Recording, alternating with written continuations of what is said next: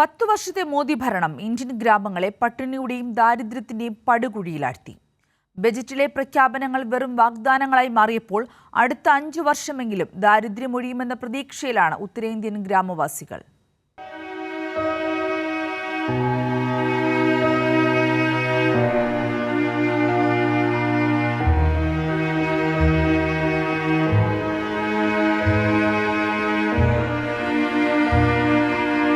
കഴിഞ്ഞ ആഗോള പട്ടിണി സൂചികയിൽ ഇന്ത്യയുടെ സ്ഥാനം 111.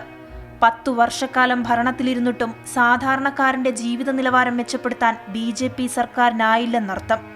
എല്ലാ മേഖലയിലും പുരോഗതി കൈവരിച്ചുവെന്ന അവകാശവാദത്തെ പൊളിക്കുന്നതാണ് ഉത്തരേന്ത്യൻ ഗ്രാമങ്ങളിലെ കാഴ്ചകൾ. വിശപ്പും ദാരിദ്ര്യവും വിട്ടൊഴിയാത്തവർ, വൈദ്യുതിയും കിടപ്പാടവും ഇല്ലാത്ത ഗ്രാമങ്ങളിലെ അടുക്കളയും കാലിയാണ്.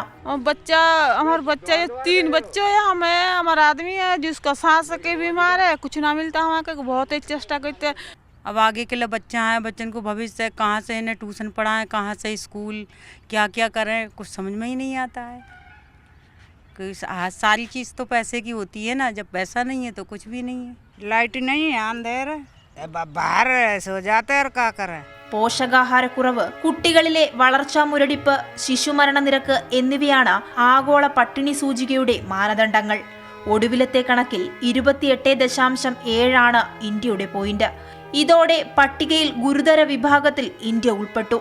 2015 29.2 ആയിരുന്നതിൽ നിന്നും 0.5 പോയിന്റുകളുടെ പുരോഗതിയാണ് ഇക്കാലയളവിൽ നേടിയത്. ദേശീയ ആരോഗ്യ സർവേ പ്രകാരം ഇന്ത്യയിലെ 19 കോടിയോളം വരുന്ന ജനങ്ങൾ അത്താഴത്തിന് വകയില്ലാതെ വിശന്നുറങ്ങുന്നവരാണ്. റേഷനും ആഹാരവും നിഷേധിക്കപ്പെട്ടവർ, ഭരണകൂടം വിഭാവനം ചെയ്യുന്ന ഭക്ഷ്യ സ്കീമുകൾ പോലും കൈകളിലെത്താത്തവരാണ് ഗ്രാമങ്ങളിലെ നിവാസികളിലേറെയും. 3ാം മോദി സർക്കാർ ഭരണത്തിലെത്തിയപ്പോൾ തങ്ങളുടെ വിശപ്പിന് ഇനിയെങ്കിലും വിരാമമിടാനാകുമോ എന്ന ആശങ്ക ഇവർക്കുണ്ട്. മോദി സർക്കാർ ഭരിച്ച 10 വർഷക്കാലവും ഗ്രാമത്തിലെ സാധാരണക്കാർ കൊടും പട്ടിണിയിലും ദാരിദ്ര്യത്തിലുമാണ്. ക്യാമറാമാൻ സഞ്ജയ്ക്കൊപ്പം സ്വാതി സന്തോഷ്, കൈരളി ന്യൂസ്.